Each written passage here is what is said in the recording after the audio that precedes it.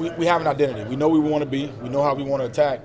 Now it's just catching up, and we have way more people that know how to go in there and execute what we're trying to do. And not just learn the base play of the offense, but the answers and the adjustments and the checks and the communications to take it to the next level where we're never caught with our pants down or in a bad play and something that we didn't want to do because of the level of understanding.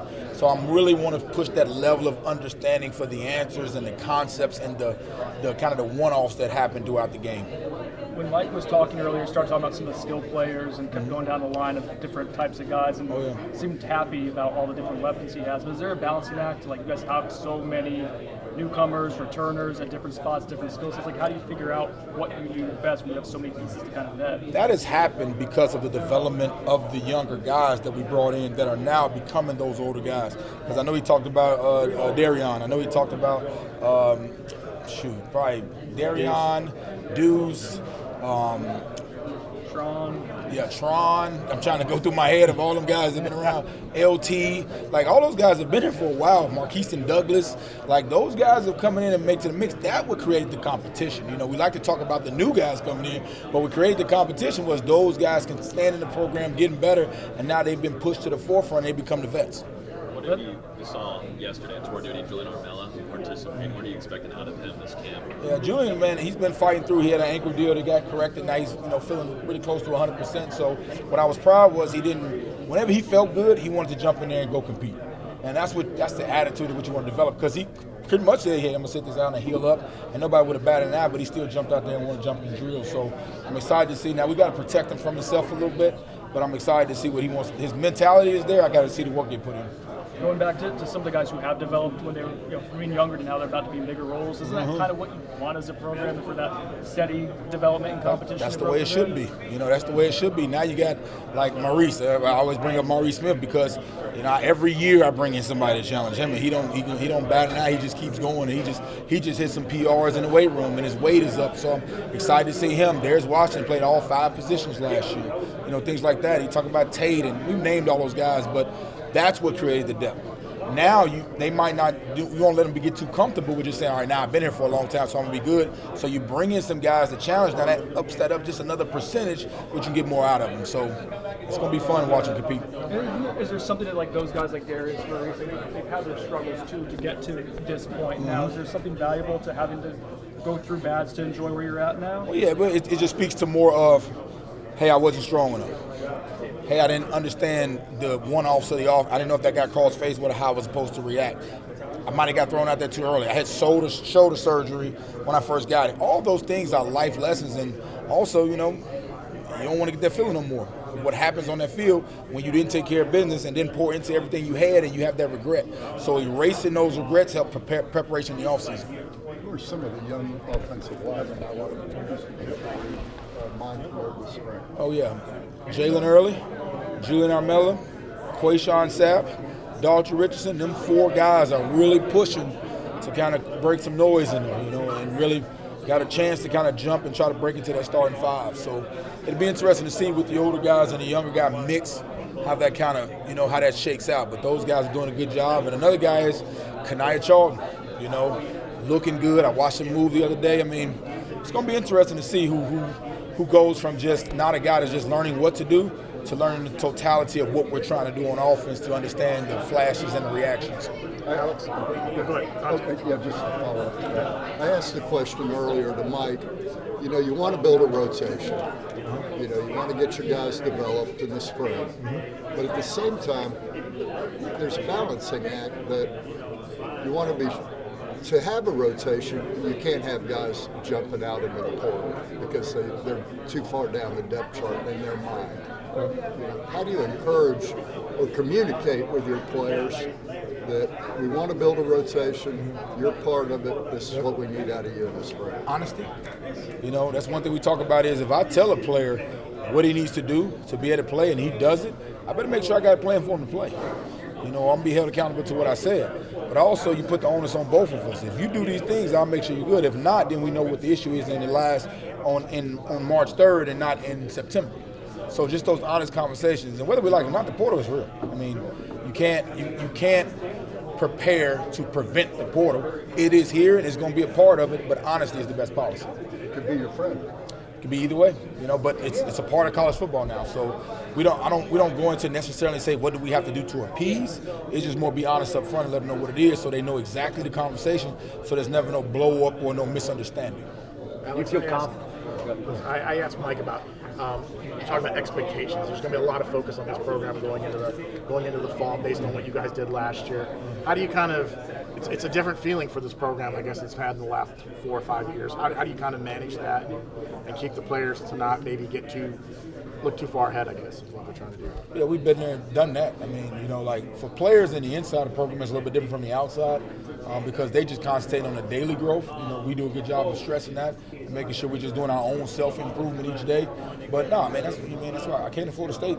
I mean, I felt pretty similar to it was when I first got here. I mean, even then, it might be a different expectation, but they were still an expectation. So that's why you want to come to a program like this, because that's always going to be the constant. And it pushes not only the players, but the coaches to be their best too, because you're the place that has expectations. So that's why we're in the profession, because you want to be somewhere where it's important. Hey, you've had opportunities both college and pro. Why do you stay here? Yeah, well, sometimes that's exaggerated. I mean, I stay here because I don't think I'm staying here. I'm thankful that they allow me to stay here. You know what I mean? That's the difference, you know. So I am blessed to be here. I love being here every day. So it's not like a deal where it's a competition where Coach Atkins is going to go. Coach Atkins is glad they're in Florida State like him. Alex, but sorry, just to follow up on that, why you could have had opportunities, I'm sure. I'm sure your phone wasn't silent during the whole carousel. What do you like about here, and why you would want to stay?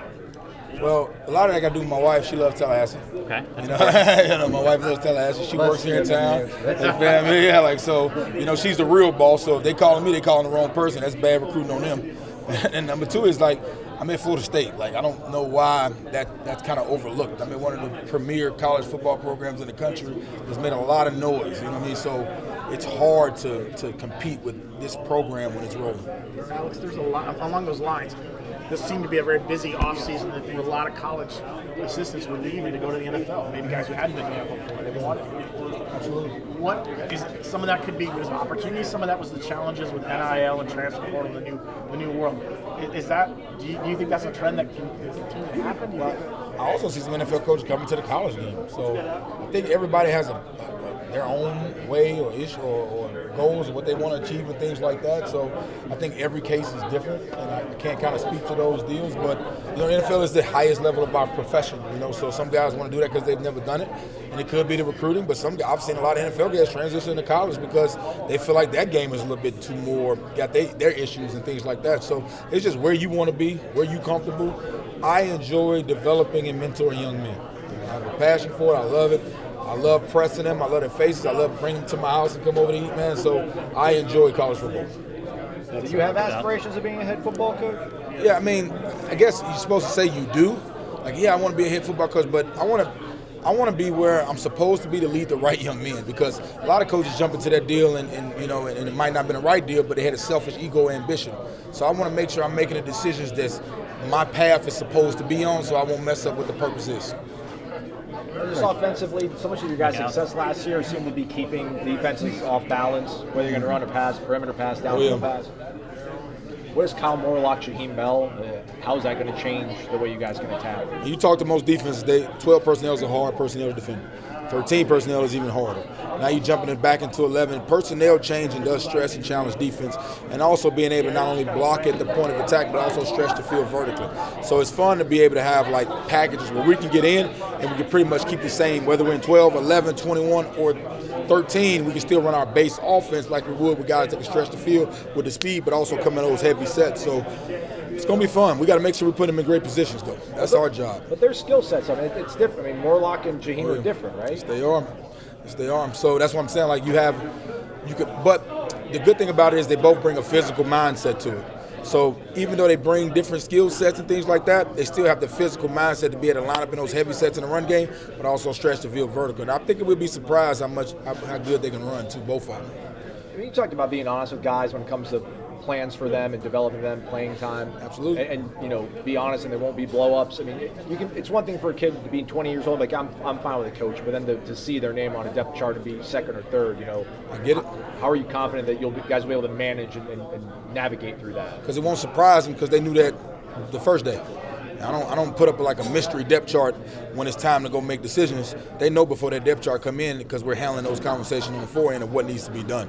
So I think, yes, if I shock a player and he didn't know that, then yeah, that could cause a problem. And you still gonna have problems. I mean, that's just the nature of human. You know, we still got to develop. And even coaches have problems. You know, where it comes to where they are in the staff and things like that. So we just got to make sure up front it's an honest conversation and me holding myself accountable to what I say to that young man and making sure there's a plan put in place. There's a structure that, all right, this is how we're going to get you to where you want to go. If you follow this structure, you'll get what you want. And I'm going to hold you accountable to what you're saying. Now, if that is not laid out, then you know how this is going to end up. But if they follow the structure and then they're still not what I said at the end, then that's a different conversation because that's on me. Do they have to be different kind of kids, though, to come here and embrace that? I mean, Casey, Keandre, Jeremiah, I mean, they got to be doing the math in their head and know that there's going to be an odd man out. But, like, are they just kind of a different cloth of kid that are just sold out for the team even though they haven't been here all that long? They knew that before they got here. That conversation was had before they stepped foot on campus. Nothing was promised. Nothing was guaranteed. All I told them I was going to work them to death. And then they come out and we'll see what happens. You know, so challenge yourself, make yourself uncomfortable, see how far you can go and go all in. And then be fine with the results if you did what you're supposed to do. But have an honest look at it and say, have I stressed myself enough to get the reward that I'm looking for? Because it sounds good. And I want to go here and play like, yeah, that sounds good. I mean, you all come from good programs. So, like, it's going to be uncomfortable for you. See how you respond. And if you want that challenge, come on. I thought your offensive line played really good last year. They've gotten better. What will they look like now if they get even better from what they did last year? What's incremental? You know, it's hard to say, yeah, we're going to be way better. I mean, we should if we stay incrementally growing each day and not worry about what's ahead of us and just say, can I do my job today and make sure I'm taking point today that'll lead up to that. You want to have a lot of mini improvements to get to that large improvement. But I think the competition is going, you know, we better be better. Coach, just how excited